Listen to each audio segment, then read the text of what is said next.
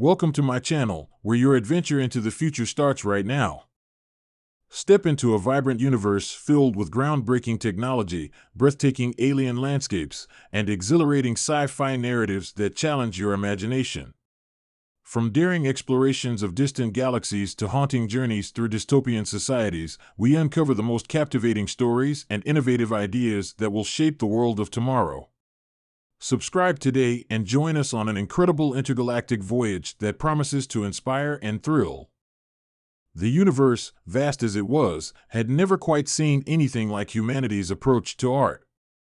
Across the galaxy, the concept of beauty was as diverse as the species that inhabited it. Different civilizations had their own ways of interpreting the world around them, finding meaning in the forms and colors that surrounded them, each one shaped by their unique biology, culture, and history. For most, beauty was a reflection of harmony, balance, symmetry, and in some cases, the idealized perfection of the physical world. But when humanity made its mark on the galactic stage, it did so not only through technology, intellect, and tenacity, but also through the way it redefined art itself. And it wasn't just their mastery of paint and canvas, sculpture and architecture that captivated alien civilizations. It was the way humans approached beauty in ways no one had expected, pushing the boundaries of what the galaxy's countless species understood as art. It began simply enough, as humanity first began to interact with other civilizations. When Earth made contact with its first alien species, the Elvani, a semi-aquatic race from the distant system of Erythis, the exchange was marked by curiosity. The Elvani were a race with an inherent sense of harmony, as if their very biology and environment were designed to bring balance to all things. Their cities were marvels of organic architecture, structures that blended perfectly into the water-laden world they inhabited, designed with both function and beauty in mind. Their art, like their cities, was grounded in natural forms. Smooth flowing lines, geometric shapes, and patterns that resembled the waves of the ocean or the structures of coral reefs filled their galleries. At first, Earth's artists were merely observers visiting the grand Elvani art halls, admiring their sleek, flowing creations, and marveling at the mastery behind them. They took note of the subtle textures, the refined symmetry, and the calming visual aspects that gave Elvani art its elegance. Humans were captivated, and many began to replicate aspects of Elvani design, attempting to mimic the organic beauty they saw. But this was only the beginning, a simple first exchange of ideas between two very different cultures. Then something unexpected happened. In an attempt to bridge the gap between their own way of seeing the universe and that of the Elvani, a group of human artists began to experiment. They didn't try to copy the flowing lines and organic shapes of the Elvani, rather, they sought to challenge the very notion of beauty as the Elvani understood it. The first piece that caught the attention of the Elvani was not a gentle, harmonious wave of color or a symmetrically balanced sculpture. It was a massive canvas splattered with chaotic, vibrant colors that seemed to collide and clash. It was loud, it was brash, and it seemed, to the Elvani, a perfect reflection of the human spirit, unrestrained, unpredictable, and full of passion. The Elvani were bewildered at first. How could this be beautiful? Where was the symmetry? The balance? The calm, quiet harmony that their art had always embodied? Yet, when the first human artist, a young woman named Ella Kincaid, explained her work describing it as a representation of the clash of emotions, the turbulence of life, the very chaos that made humans who they were, the Elvani were intrigued. They did not understand it, but they felt something stirring within them, something they had never felt before. It was not the gentle ripples of the ocean that called to them, but the crashing of waves, the violence of a storm, the rawness of unfiltered emotion. Ella's art was not designed to please, it was designed to provoke. To make one feel something more than simple appreciation, to push against the very concept of beauty. The Elvani were, at first, hesitant, but as the humans showed them more and more examples of their art paintings, sculptures, digital designs, and even holographic projections, they began to understand that beauty could take many forms. It didn't have to be serene and smooth. It didn't have to embody a sense of order and tranquility. Beauty could be wild, it could be jarring, it could make you feel something that didn't fit into the neat categories of your perception. As more species began to encounter Earth's artists, the ripple effect was felt across the galaxy. Every civilization had their own standards for what was beautiful, what was worthy of admiration. The Fakar, a race of insectoid beings from the jungle planet of Xiphus, had a very different perspective on art. To them, beauty was found in the most intricate patterns and designs that nature produced: the spirals of a shell, the elegant unfolding of a flower's petals, the fractal geometry of their own hive cities. They had never encountered a form of art that didn't seek to imitate nature in some way. For centuries, their best artists had replicated the natural world, trying to capture the precise beauty of their environment. But when a group of human painters arrived on Xiphus, they introduced something that the Fakar could not have expected: abstract art. Human abstract art, a style that had long been controversial on Earth, was completely alien to the Fakar's worldview.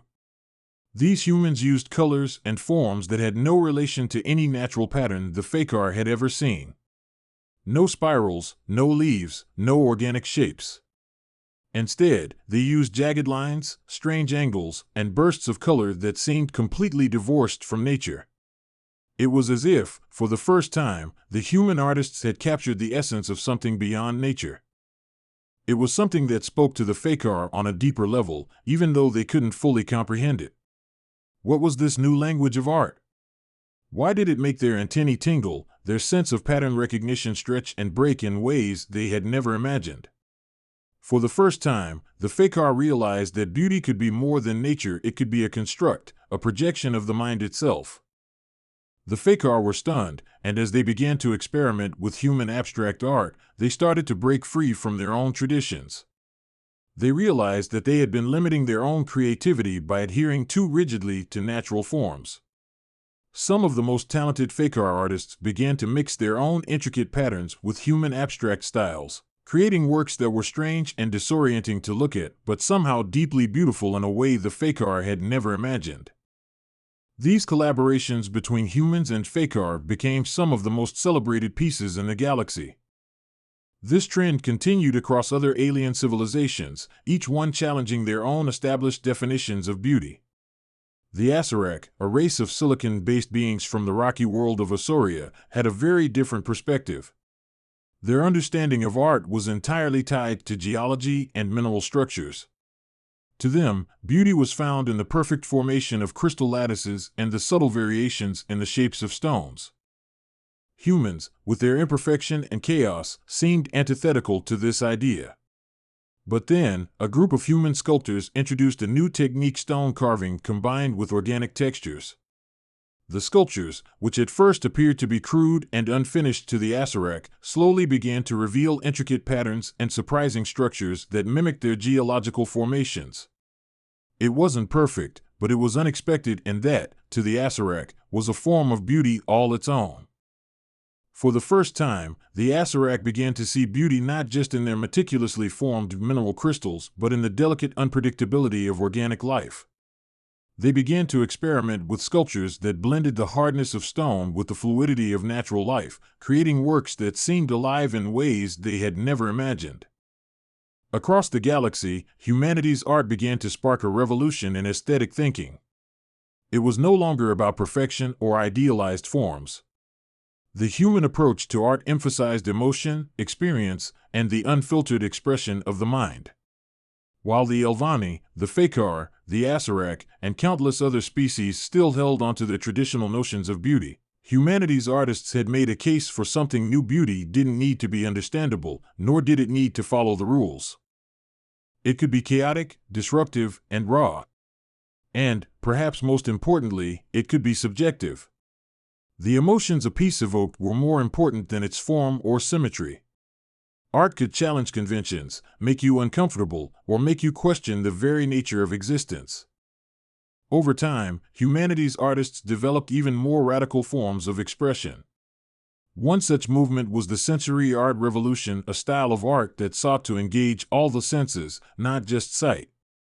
Humans created immersive experiences that engaged touch, smell, sound, and even taste. A piece of art could be a room filled with the scent of fresh rain, the sound of distant thunder, and textures that invited visitors to interact with them. These experiences allowed participants to experience the essence of the artist's vision on a deeper, more visceral level, transcending the visual and touching on the emotional and physical.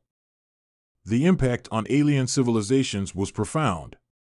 The Xithorians, a race that communicated through bioluminescent patterns on their skin, began to experiment with light-based art that incorporated human techniques of light manipulation. The Adrith, a race with no visual senses at all, began to embrace auditory art that employed harmonics and frequencies in ways that humans had never considered. As more and more species embraced these new ideas of beauty, art became a universal language, a means of expressing the deepest facets of the soul, transcending species, culture, and biology. Earth's artists had fundamentally shifted the galactic perception of beauty. They had shown that art was not just about the rules, it was about the expression of thought, emotion, and existence. What was beautiful didn't have to conform to tradition. It could surprise, disturb, challenge, and evoke feelings previously unknown to the galaxy. Humanity, in its unique way, had brought the universe closer together, teaching alien civilizations to look beyond their narrow definitions of beauty and embrace the chaotic, unpredictable, and deeply emotional side of the universe's artistic potential. And in doing so, they had forever changed the way the galaxy would understand beauty.